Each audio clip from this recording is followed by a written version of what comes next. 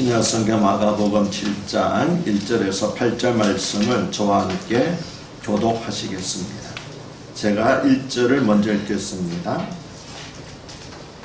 바리새인들과 또 서기관중 몇이 예루살렘에서 와서 예수께 모여들었다가 제자들 몇 사람이 부정한 소고 지키지 아니하서도 먹는 것을 보았더라. 바리새인들과 모든 유대인들은 장로들의 전통을 지켜 손을 잘 씻지 않고서는 음식을 먹지 아니하며 또 시장에서 돌아와서도 불을 뿌리지 않고서는 먹지 아니하며 그 외에도 여러 가지를 지켜 오는 것이 있으니 잔과 주발과 옷그릇을 씻으리라. 이에 바리새인들과 서기관들이 예수께 묻되 어찌하여 당신의 제자들은 장로들의 전통을 준행하지 아니하고 부정한 손으로 떡을 먹나이까? 이르시되 이사야가 너희 배신한 자에 대하여 잘 예언하였다. 기록하였으되 이 백성이 주는 나를 불평하되 마음은 내게서 멀도다. 사람의 계명으로 교훈을 삼아 가르치니 나를 헛되이 경배하는도다 하였느니라. 너희가 하나님의 계명을 버리고 사람의 전통을 지키느니라. 아멘.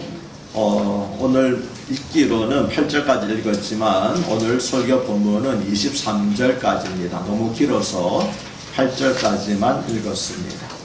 최근 우리나라에서 기독교인과 비기독교인 사이에 첨예하게 대립하고 있는 문제 가운데 하나는 동성애에 관한 것입니다.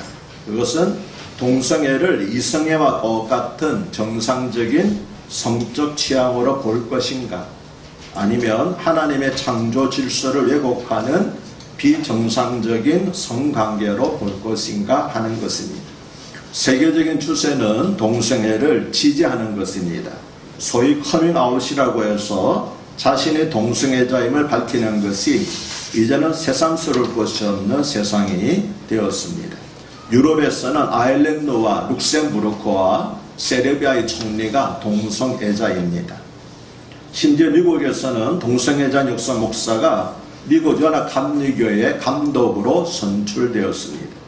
우리나라에서도 장로교 신학대 학생들이 동성애자를 신입생으로 받아들일 수 없는 학교 정책에 반발하여 시위를 벌이기도 했습니다.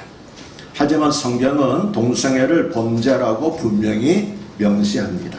동성애는 하나님의 창조 질서를 부정하고 왜곡하는 것이기 때문입니다. 그래서 성경을 보면 여러 곳에서 남색하는 자, 곧 동성애자를 너희 가운데서 철저히 제거하라고 명령을 합니다.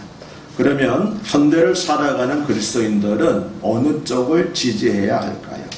성소수자 인권 존중을 명분으로 삼는 동성애 옹호자들의 주장을 받아들여야 할까요?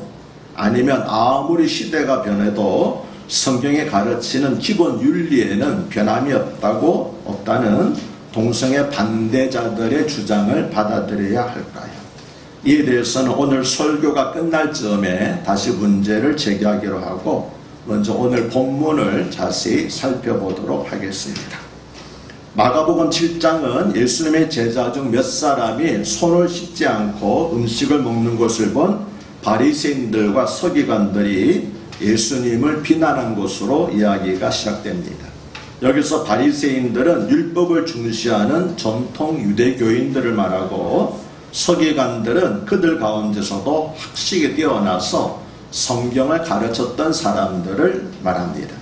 그런데 음식을 먹기 전에 손을 씻어야 한다는 규정은 율법, 즉 성경에는 없는 내용이었습니다.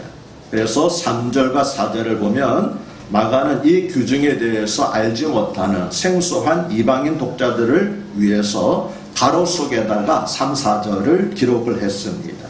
이 규정이 어떤 것인가를 설명한 거죠. 그 내용은 바리새인들과 모든 유대인들은 장로들의 전통을 지켜 손을 잘 씻지 않고서는 음식을 먹지 아니하며 또 시장에서 돌아와서도 물을 뿌리지 않고서는 먹지 아니하며 그 외에도 여러 가지를 지켜오는 것이 있으니 잔과 주발과 녹구름을 씻음이러라 하는 것이었습니다. 다시 말하면 음식을 먹기 전에 손을 씻도록 한 것은 율법, 즉 하나님의 말씀이 아니라 장로들의 전통이었다는 것입니다. 그러면 장로들의 전통이 도대체 무엇이길래 서기관들과 바리새인들이 그토록 강조하는 것일까요? 하는 의문이 생깁니다. 여기서 언급된 장로는 오늘날의 교회 장로와는 다른 조상들을 의미합니다. 그리고 전통은 구전으로 전해 내려온 율법을 가리켜서 구전이라고 했습니다. 출애굽 당시 하나님께서는 모세에게 기록된 율법 외에도 구전율법을 함께 전해주셨는데 그 구전율법이 조상들을 통해서 대대로 내려온 것이 바로 전통이라는 것입니다. 참고로 기록된 율법은 토라 혹은 성문율법이라고 합니다.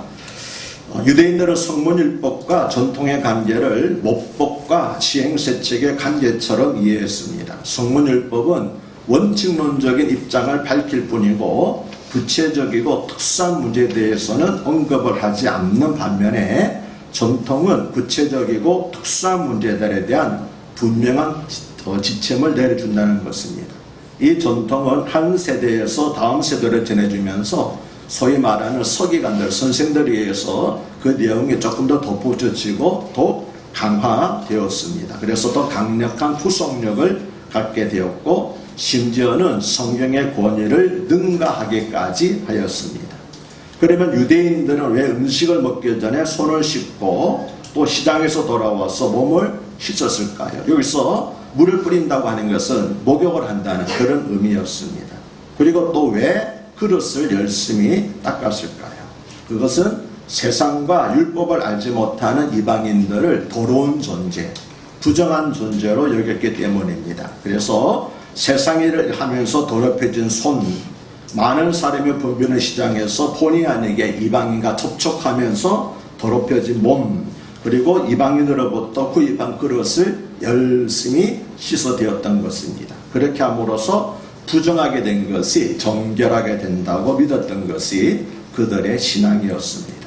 이런 배경에서 바리새인과 서기관들은 예수님에게 어찌하여 당신의 제자들은 장로들의 전통을 준행하지 아니하고 부정한 손으로 떡을 먹습니까? 라고 따져 물었습니다. 실은 이 말은 예수님의 제자들을 비난한 것이 아니라 예수님을 겨냥한 것이겠지요. 즉 당신은 제자들을 도대체 어떻게 가르쳤길래 장로들의 전통마저 무시하는 자들이 되게 하였느냐라고 예수님을 힐난한 것이었습니다. 이에 대한 예수님의 대답이 바로 6절에서 8절까지 말씀입니다. 오늘 설교의 제목이면서 주제이기도 합니다. 그래서 다시 한번 함께 읽어보겠습니다. 6절에서 8절만 읽겠습니다.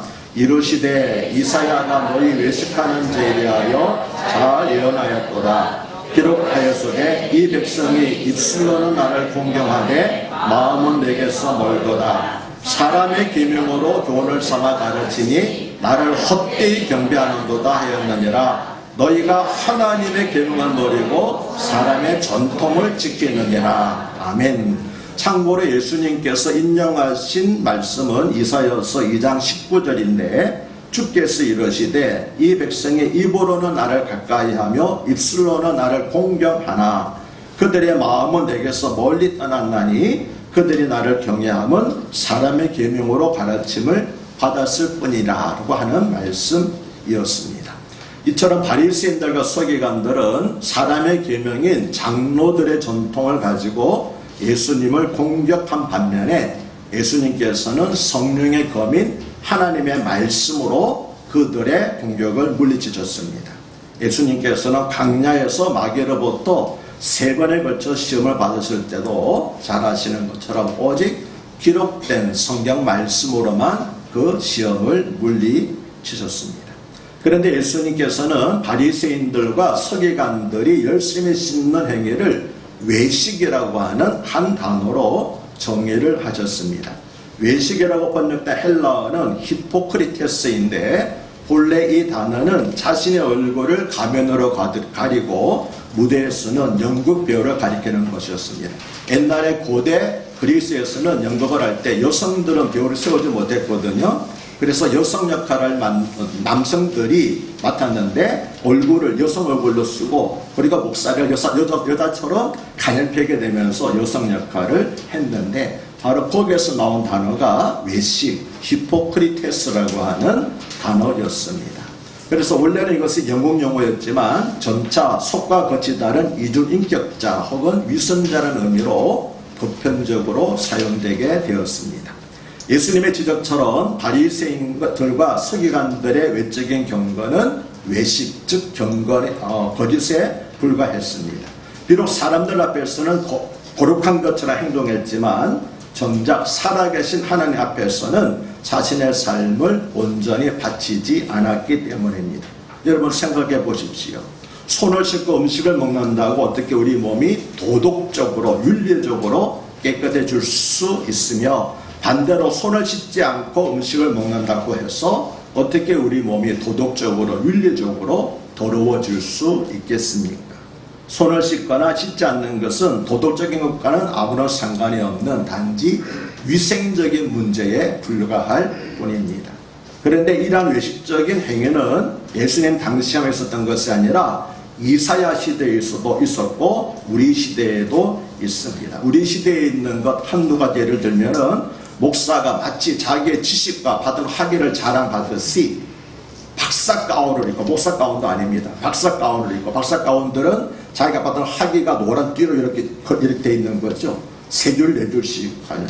그 박사 가운을 입고 설교를 하는 것이라든지, 혹은 기도할 때 거룩하게 보이려고 부자연 목소리를 내는 겁니다. 할렐루야.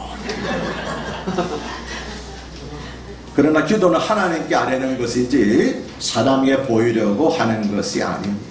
그런데 이런 외식적인 행위들이 우리들에게 많이 있다고 하는 겁니다. 하나님 앞에서 우리가 지켜야 하는 것은 외적인 청결이 아니라 내적인 정결입니다.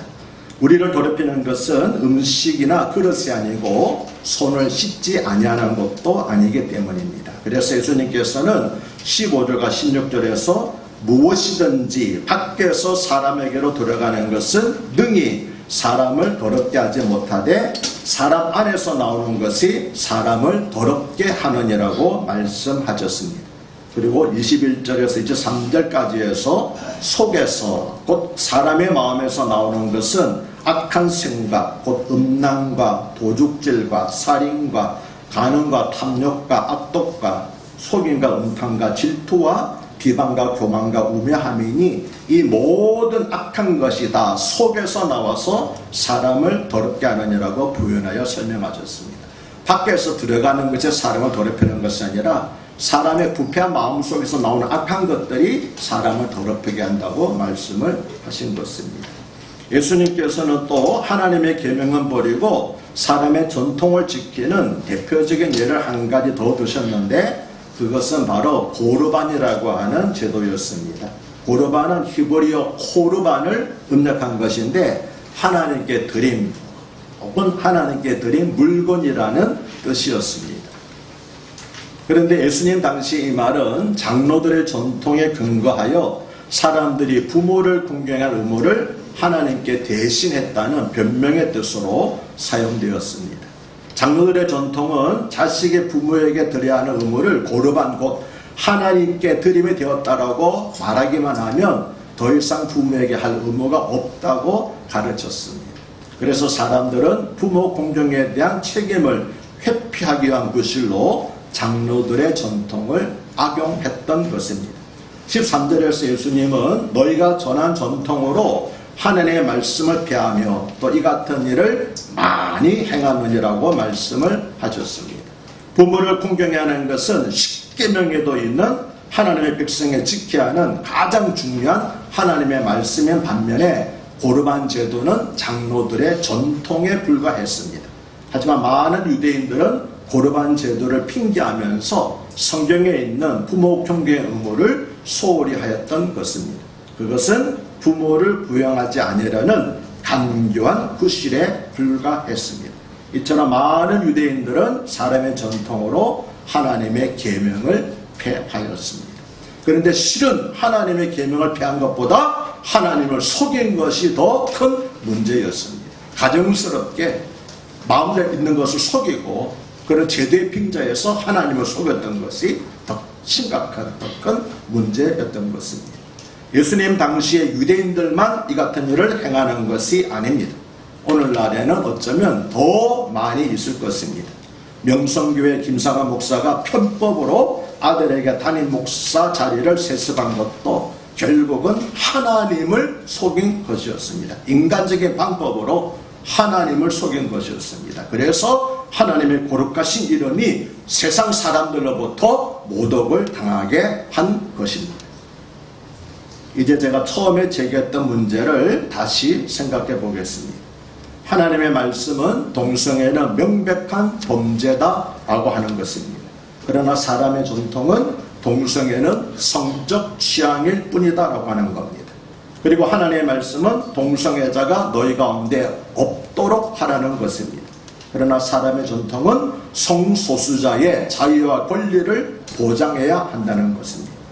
최근 들어 동성애를 보호하는 정책이 크게 강화되었습니다. 며칠 전에 국가인권정책 기본계획, 약칭 NAP라고 하는 것이 국무회의를 통과했습니다. 이 법이 국회에서도 통과되면 이후로는 동성애를 비난하면 고발을 당합니다. 동성애가 에이즈의 원인이라는 주장도 할 수 없습니다. 이미 많은 책에서 그 조항이 제거가 되었습니다. 우리는 뻔히 동성애가 에이즈가 동성애의 원인이지 알고 있음에도 불구하고 많은 책에서 이 구조를 제거를 했습니다. 성평등이라는 명분하에 학교에서도 성교육 시간에 이성애만 가르치는 것이 아니라 동성애도 가르치도록 그렇게 권장하고 있습니다. 우리나라만 그런 것이 아닙니다. 전 세계적으로 동성애는 이미 하나의 트렌드가 되었습니다. 그리고 동성애를 옹호하는 것이 인간의 기본권을 지지하는 것처럼 인식되고 있습니다. 그래서 진보적인 정치인들은 앞다투어서 동성애를 옹호하는 발언을 합니다. 반대로 동성애를 반대하는 사람은 인권에 관한 관심도 없고 시대에 뒤처진 진부한 사람들로 인식되고 있습니다. 그러면 여러분의 판단은 무엇입니까? 그리고 그리스도인으로서 우리는 어느 것을 따라야 합니까? 이것은 단지 동성애에 국한된 단순한 문제가 아닙니다. 이 문제가 중요한 것은 이것은 곧 하나님의 말씀, 곧 성경의 권위에 대한 도전이기 때문입니다. 동성애는 죄라고 가르치는 성경이 틀렸습니까? 그러면 하나님도 틀린 것입니까?